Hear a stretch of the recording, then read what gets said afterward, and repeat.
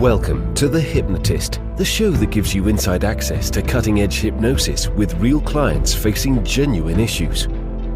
Brought to you by the hypnotherapist demanded by celebrities, CEOs, and even royalty, Adam Cox. These recordings took place live from Adam's clinic in London's world-famous Harley Street. This podcast features powerful hypnosis, so do not listen while driving or operating machinery. This recording is not suitable for those with epilepsy or severe mental health issues. So, get yourself comfortable and enjoy today's episode of The Hypnotist. Hi, it's Adam here, and on this very special episode of The Hypnotist, I'm going to be joined by a guest hypnotist. Welcome to the show, Astrid Harms. Hi. Thanks for having me. Great to have you here. Now, I think we met at the Irish Hypnotherapy Convention last April. We're both going to be talking there next April. Tell us a little bit about what you're going to be talking about at that convention. Well, the title of my presentation is going to be Reframing Tinnitus for Better Client Outcomes. Basically, how we can improve, a hypnotherapy practice by knowing a little bit more about the background of tinnitus, what it actually is, because I've found that many hypnotherapists and also patients or clients with tinnitus don't even know what it precisely is. And there's a lot of misunderstandings out there and misconceptions that stem from the past when nobody knew anything about how tinnitus comes about. Fascinating stuff. But before we go into tinnitus and your area of specialization, most people that become hypnotherapists have some kind of light bulb moment that kind of lures them in or kind of they discover something. Sometimes it's a book or a stage hypnosis show or something else. What was it for you that was the catalyst for you to explore hypnotherapy? Well, first of all, I had a period of high stress years ago, and as so many people, I got into cognitive behavioral therapy or was sent to a therapist, and that didn't do anything for me. It was like, the serenity prayer, meaning that, can you change anything about this? No? Well, then, just accept it. Can you change something? Then do it. That's basically the outcome of 12 sessions. I'm like, nah. And I was really sick as well. And that was from incredible amounts of stress that I went through. So I was losing my hair. I was really, really fat, and all kinds of other health issues that I had. And so I discovered hypnosis really by accident. Then went on a taster course, a masterclass, and then it's like, oh my God, this is actually working. This is great. And so I just went on, and since then I haven't stopped learning and getting more and more into hypnosis and partially into NLP as well. And I think that's the key thing that makes hypnotherapy different on the kind of modality or therapeutic spectrum, because there are lots of, let's say, if we look at a long spectrum, on one side you've got things like counseling and kind of psychoanalysis, where the whole premise is, well, you're just going to talk about your problem and then hopefully something changes. And then at the very other end of that therapeutic spectrum, you've got the change modalities where the whole point is change. And I think a lot of people gravitate towards hypnotherapy and certain elements of the third wave CBT approaches because they work and they can notice a difference in their life. Obviously, you had health issues, you had a lot of stress. What was the evidence that things were working for you when you started using hypnotherapy? Well, the evidence was my hair grew back. I lost weight and I became a lot happier, and I just got a whole different outlook on life. I guess I was a bit depressed as well. It was a horrible time, but I had tinnitus as well. So that's the connection there. And luckily that went away as well.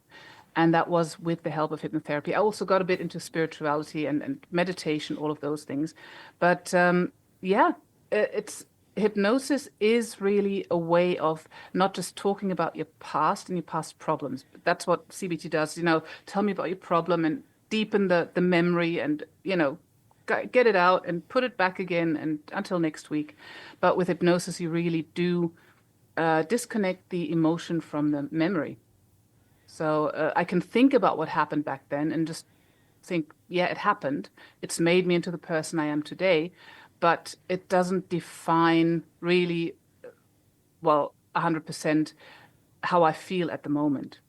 So it just it gave me a lot of joy back in my life, because at the time I couldn't see much of a future, and even had suicidal ideation, all that stuff. So, but now it's, well, that there's a lot more to discover, a lot of stuff to learn, and that's really what hypnosis has done for me, and also getting into the the company of fellow hypnotherapists, and this, yeah, this kind of connection that you build with other people who want to help people, basically. Yeah, and it is, we were at the UK Hypnosis Convention a few days ago, and there is this unique collection of people that have this kind of shared interest, where it is their profession, it is their industry, but at the same time, it is an industry where you're having that kind of real impact on people's lives. It's quite a fulfilling element. And I think, it's one of the nicest bunch of people I ever see is when you hang out with other hypnotherapists. And there are other industries where a convention like that has the very opposite energy, where it tends to be quite territorial, and it's a lot of posturing and kind of backbiting and those kind of things. So yeah, it's lovely to kind of see that energy.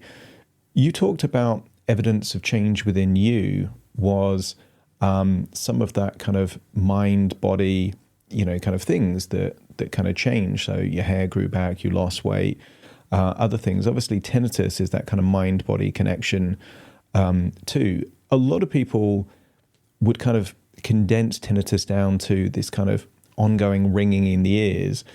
So tell us a bit about, for people that aren't familiar with this phrase tinnitus, what it actually is and what tends to cause it. Right. So tinnitus is a noise that's usually only audible in your head to people, that nobody else can hear it but you. There's no external sound that would cause it. There's one sort of tinnitus, objective tinnitus, that an ENT would be able to hear, a doctor, if they listen to you, to your ear, which is caused by blood flow or something similar. And tinnitus is really this sound. Some people think it's in their ear or it's caused by the ear. That's not true. It is made up by the brain. And there are very many different ways of why it's made up in the brain and how it's made up in the brain. And even scientists don't know entirely what tinnitus actually is. So there are also 200 causes and comorbidities of tinnitus. So really what it is, it's a heterogeneous collection of causes, or of expressions, really. So you can have it from hearing loss, which is very, very often the case. You can have it from physical blockages. So it might just be earwax or your eardrum being pierced, anything of that. And there's 4 main groups that you could put it into. That's auditory alterations inside the ear, then hearing loss inside the ear due to that, or sensorineural hearing loss, which means that you have the auditory nerves destroyed from something like auditory trauma, like loud noises. For example, lots of war veterans have tinnitus and have hearing loss at the same time. It can also happen through ototoxic drugs. That means there are many, many different medications that will cause tinnitus or can cause tinnitus, metabolic disorders, autoimmune diseases. And in that case, tinnitus is very often a symptom or occurs as a symptom. You've also got TMJ, temporomandibular joint disorder. That means problems with your jaw.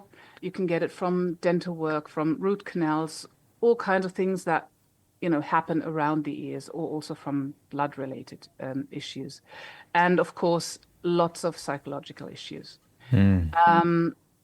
So these 4 components would be those auditory alterations, then somatosensory around, and inflammation is a big one at the moment.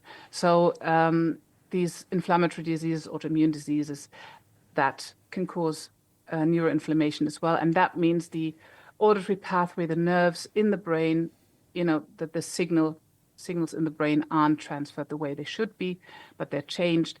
And the theories are that either your brain makes up for the frequency that are lost somewhere in this pathway, or that there is some sort of, it works as a sort of alarm, fire alarm.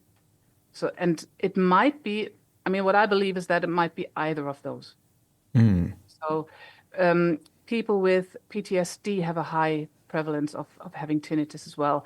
Tinnitus is also very much related to migraines and to hyperacusis, misophonia. That's all the things, the auditory things that are connected to the nervous system. And the auditory system is highly connected, or the limbic system has a direct connection to the auditory system. So that means if you hear the tiger growling, you run off before you even notice that there is a tiger. Yeah, and it's one of the few fears that people are actually born with, is the fear of loud noises and the fear of falling. Do you get, because in a lot of let's say psychological issues, get this weird paradox where the coping strategy actually amplifies the issue and it gets worse, and sometimes if I've got like a little chip in my tooth, you know, I'm checking, it's still there. I keep checking it with my tongue, and that makes me more aware of something. I would imagine with a lot of people with tinnitus, because they've identified that something isn't right, something isn't as it was, they end up focused more of their attention on the very thing, which encourages them to hear it more. Do you get these kind of weird paradoxical loops with tinnitus? Yes. Oh, yes. There is, first of all, the tinnitus itself, and then the distress that the noise causes, because you can't escape it. It's a very traumatic situation for many, and it becomes a feedback loop where the noise becomes louder because stress, of course, increases tinnitus, and you're distressed, then you hear it louder, then and it goes up. And some people will avoid any kind of stress, any kind of social interaction, because first of all, they can't hear people talking. That's going to increase their stress, because they're like, you're talking to me, but I can't really hear you, and I don't know what to say. So that increases their stress, and they become, recluses, a bit like hermits. They don't go out anymore. And this is actually what happened to my mum. She had sudden hearing loss and then tinnitus, and it must have been incredibly bad because she wasn't able to cope with any stress whatsoever. So really, me and my sisters and brother, we were just kind of left alone, and we couldn't put any stress on her, because she would either explode or just kind of halfway break down, I guess. I was just too small as a kid back then to really grasp the whole situation. So I just realized that when I started getting into tinnitus, that her tinnitus really has had a great impact on me. And she refuses to this day to get any help, because she's tried everything. And that's very common with many people. I have tried everything already, and I just leave it be. I'm kind of used to it. So just leave it. And that's, a lot of people will say the same thing. You also have people who are habituated to it, and who say, yeah, well, sometimes it bothers me, but there's nothing I can do, is there? Which nicely brings me to the negative suggestions of doctors that we very often have, which is, you go to the doctor, well, I have this noise in my ears, and then the doctor will say, yeah, well, there's no cure, there's nothing we can do, you will have to live with it until the end of your life. And that, being a doctor, that is a very strong suggestion. And this is usually the very first step that you have to deal with as a hypnotherapist, or as any kind of therapist, telling people that there is no proof that you cannot get rid of it. I got rid of it, and about 20 to 30% of people do get rid of it as well, just on its own. So there is no proof that it will stay, but many people take it on subconsciously as a suggestion, which is, again, why hypnotherapy is such a good way to deal with it.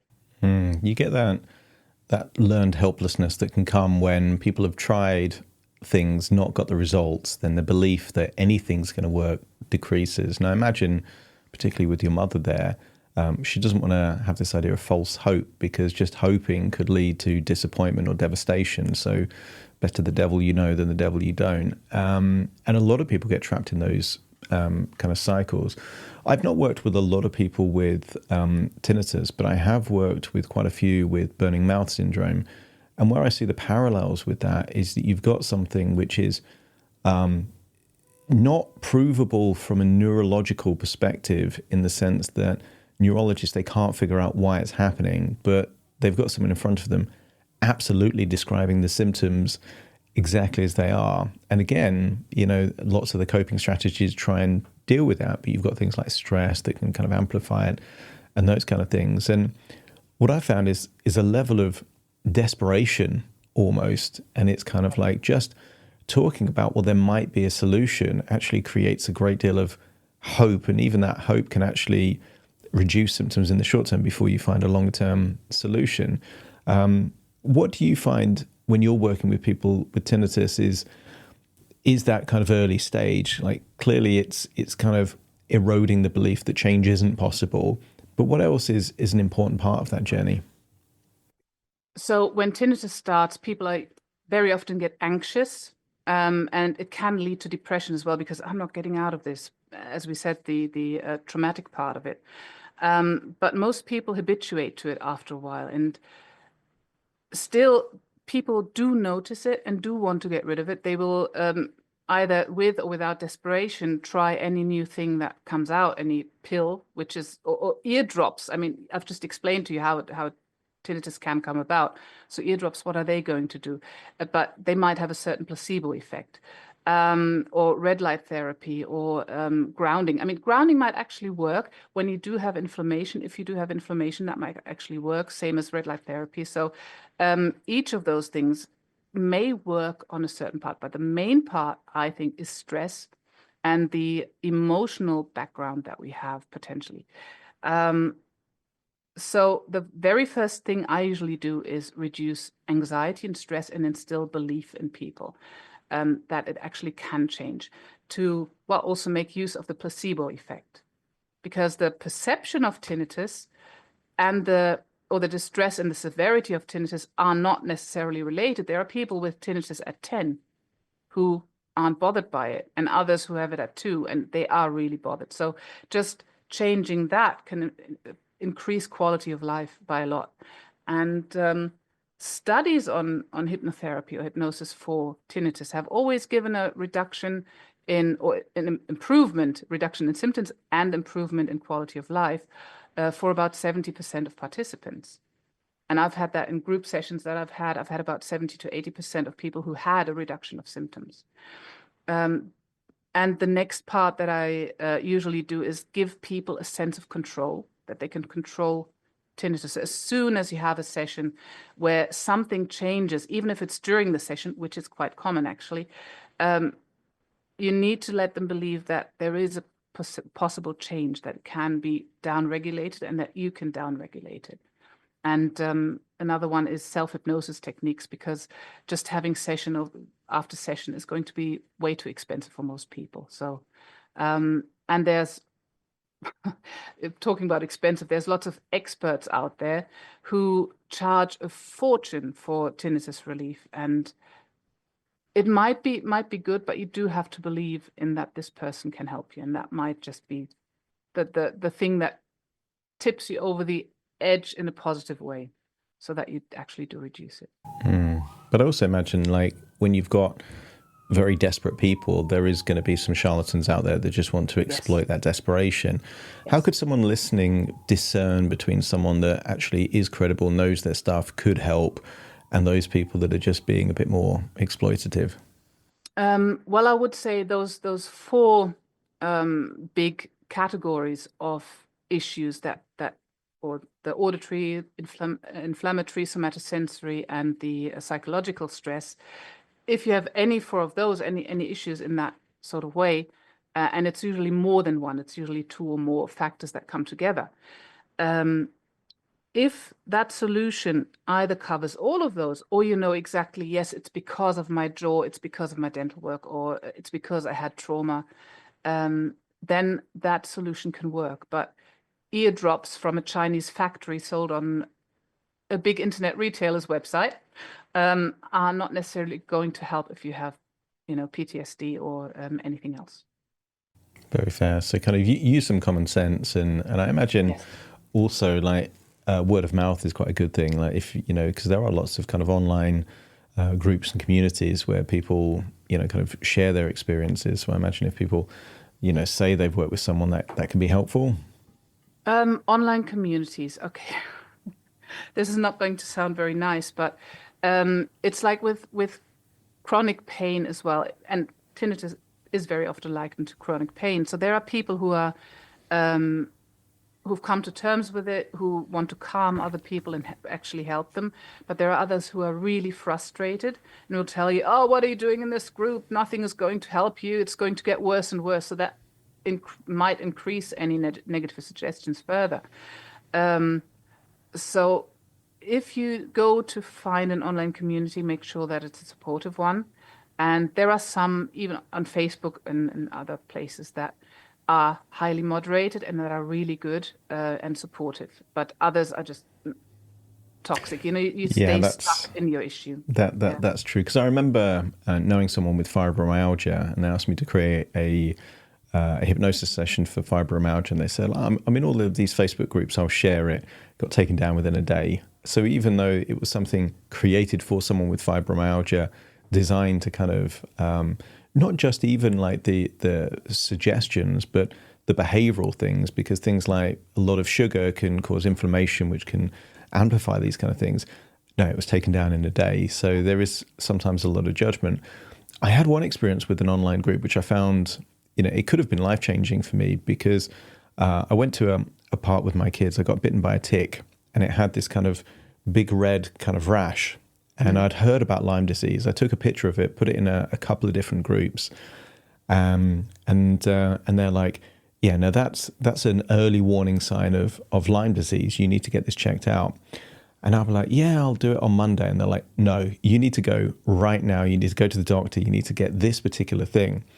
And had I not had, and I think it came from people that they didn't have that chance to kind of catch it early, but they were able to influence me. Just meant that I went to the doctor, I got this kind of, all these kind of antibiotics and stuff. And he said, "Oh, you don't need all this stuff." And I remember saying to the doctor, it's kind of like, well, if this could prevent Lyme disease, like what's the consequence of getting Lyme disease? And it's like, it's very difficult to get rid of. So it's like the upside is that, well, I have some antibiotics I don't need is the worst case scenario, but the best case scenario is I don't get Lyme disease, and that could be a lifelong condition. And the doctor didn't look at it in this risk-reward ratio. It was purely, no, I don't think I can prescribe these. So he gave me a small diagnosis, and then I found just like an online website. I had to pretend I had malaria to get sufficient, kind of antibiotics, but it was enough. And I kind of took these for a few months. Don't have Lyme disease, thankfully, but I'm not sure I would have got that outcome if I didn't find these kind of particular online group, and they were taking it more seriously than I was. So you're right, it's a very sharp double-edged sword there. We're going to be doing a hypnosis experience that I guess relates to kind of mind-body. But before we hear your hypnosis, if someone's curious to learn about you and they want to kind of work with you directly or learn more about you or even see you speak at the Irish Hypnotherapy Convention, where can they go for more information? Well, for the hypnotherapy conference, to irishhypnotherapyconference.ie to get tickets. My website address is soulessence.co. You'll also be able to reach it soon by astridharms.com, because it's one of the worst names I could have ever thought of, spelling-wise.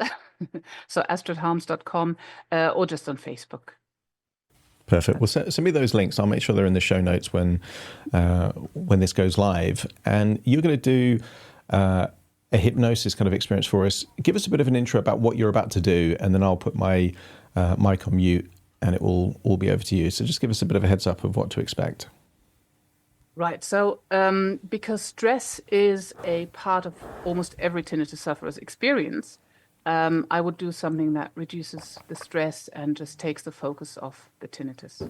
And hopefully it'll help the odd person. I'd love some feedback on it, wherever you're listening to this show. And just let's get into it. Perfect. Well, in which case we'll have your email address in the show notes as well. So if anyone has got any feedback they wanted to share with you, then they can certainly do that. I could also do with reducing some stress levels, just because it's good to have less stress than more stress. So I'm going to experience this alongside our audience here. So I'm going to put myself on mute, and it's over to you. Wonderful. So when you're ready, just sit back. Oh, do not listen to this while driving or operating heavy machinery if you are listening right now in the car or anywhere else. So just go ahead and take a deep breath in. And as you breathe out, just close your eyes and just imagine yourself floating inside your own experience, inside your own mind. And just notice how your body feels inside that chair, inside the bed, wherever you are, how it's being supported and safe. And wherever you are, your body will stay straight and keep you upright. So as you're breathing in and out, just slowly breathing in calm, peace, and relaxation. And on the out breath, breathing out any stress, any worry. And with every breath you take, you can find yourself going deeper and deeper, floating down, deeper and deeper. That's it. As you go down, deeper, into your own experience, just notice any sounds outside your head, inside your head, on my side, on your side. And just notice how they tell you that everything is normal, everything's fine. And you can just turn your attention inward. And as you float down, all the way down to a place where you can make all positive lifestyle changes, all changes that you would like to make to date. Imagine how all negative feelings, images, thoughts, emotions, and sensations that have been holding you back, that have been influencing you, just float up out of your head and just dissolve. Like they're being pulled out of your head, pulled out of your body, out of your mind. Just imagine this force pulling out all negative feelings, images, thoughts, emotions, sensations that have been holding you back, that have been influencing you for the past few days, weeks, months, all the way back since you were a little child. And while that's happening, you can just notice that any sounds that you were focusing on become totally unimportant, that you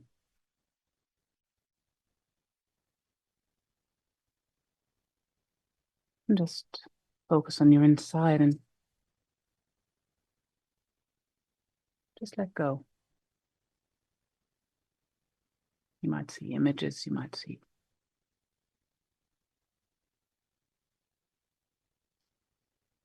memories that you've been holding on to, and just let go of those now.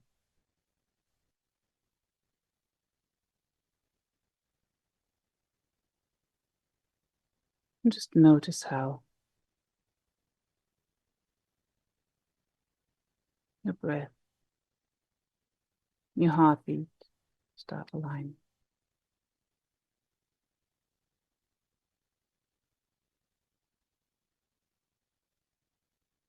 Just like you let go of those feelings, images, thoughts, emotions, sensations, just imagine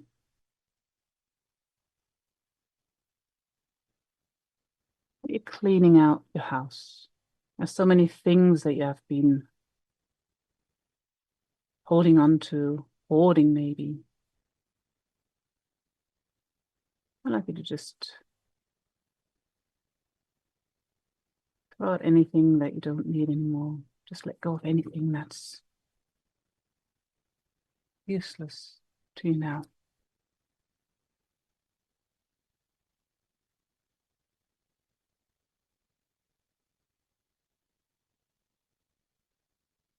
So as you're floating, this is going to keep happening, this letting go.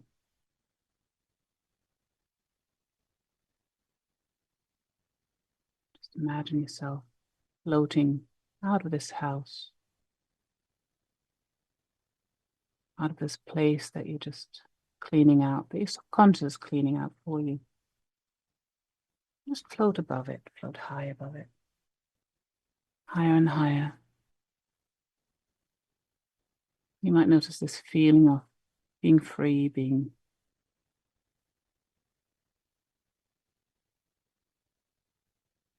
totally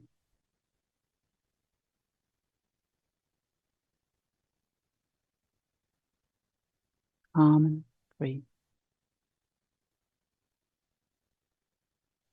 And far down below you, this clearing out continues and will continue for the next few days, weeks, and months.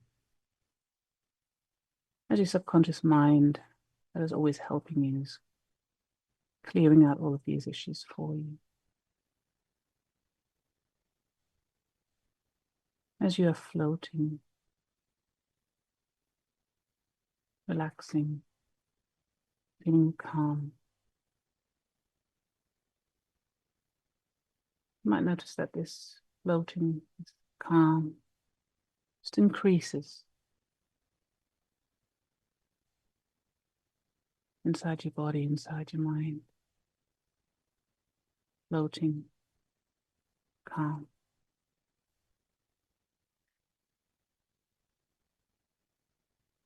Increasing with every moment, every breath.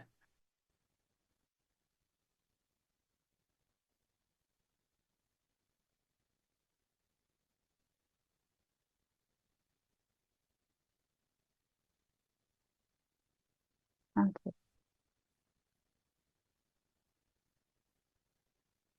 And just allow this calm, this peace to fill you up and become stronger and stronger.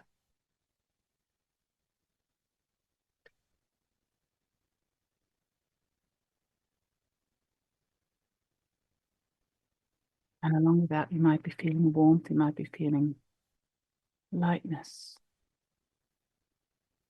joy, happiness that you haven't felt in a long time.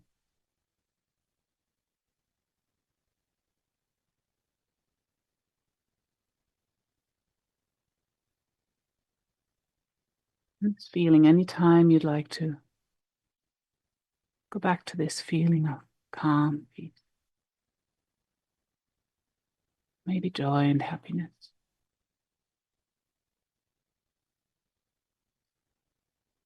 In the future, you can just close your eyes, take a deep breath, and just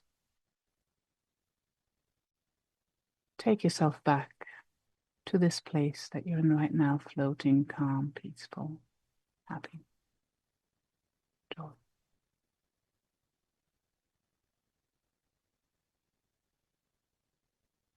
I don't know whether it's going to be in a few days, weeks, months, or maybe immediately that these things in your head, those thoughts, those noises, those sensations, you notice that you haven't thought about them or haven't paid any attention to them whatsoever. So at some point in the next few days, weeks, months, you'll just notice that you haven't paid any attention to that at all whatsoever.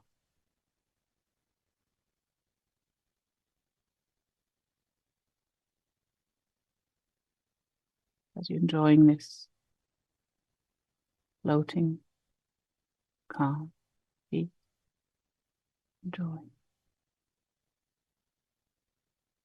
can let those changes that you've made, the space that you've made, by letting go of anything that didn't serve you, that you didn't need anymore, be filled up with that joy, peace, calm, happiness, and that calm and peace and joy and happiness.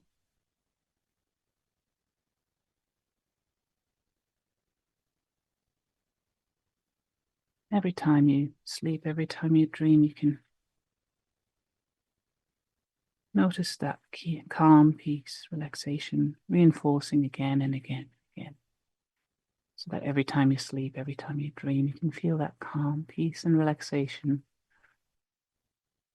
All of that reinforcing and filling you again and again and again. When all of those changes have been taken on, and you know they've been taken on, you can just take your time and come back out. Open your eyes and feel amazing, better than you have all day.